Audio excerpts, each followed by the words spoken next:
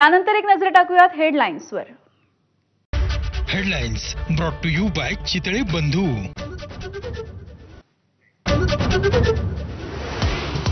देशामध्ये लोकशाहीची हत्या, मतांची चोरी लपवण्यासाठी भाजपचे प्रयत्न, उद्धव ठाकरे यांचा हल्लाबोल।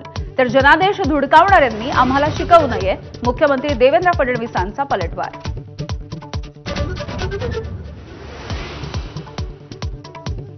नवी दिल्लीमध्ये इंडिया आघाडीचे नेते निवडणूक आयोगाच्या विरोधात रस्त्यावर, पोलिसांकडून आंदोलकांची धरपकड।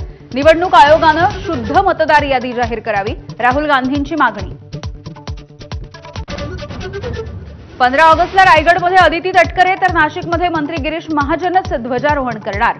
शिवसेनेचे भरत गोगावले आणि दादा भुसे यांच्या पदरी पुन्हा एकदा निराशा।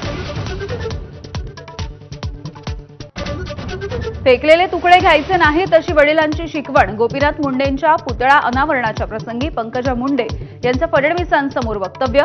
संघर्ष आणि कारस्थान हे वारशानंच मिळाल्याचं प्रतिपादन। राज ठाकरेंविरुद्धच्या याचिकेवरती सुनावणीला सुप्रीम कोर्टाचा नकार। याचिका प्रचार आणि प्रसिद्धीसाठी असल्याचा ठपका। राज ठाकरे अमराठी लोकांविरुद्ध द्वेष पसरवत असल्याचा केला होता आरोप। कबुतरांसाठी वेळ पडल्यास शस्त्रही हाती घेण्याच्या भूमिकेशी मंगलप्रभात लोढा यांची फारकत। मुनींच्या वक्तव्यासोबत सहमत नसल्याचं लोढांचं स्पष्टीकरण। गणेशोत्सव काळामध्ये मुंबईमध्ये डीजेला बंदी। न्यायालयाच्या आदेशाचं उल्लंघन केल्यास संबंधित मंडळांवरती कायदेशीर कारवाई करण्याचा इशारा। पुण्यातल्या खेडमध्ये कुंडेश्वर दर्शनाला जाताना भीषण अपघात। अपघातामध्ये 7 महिला भाविकांचा मृत्यू, 25 ते 30 महिला जखमी।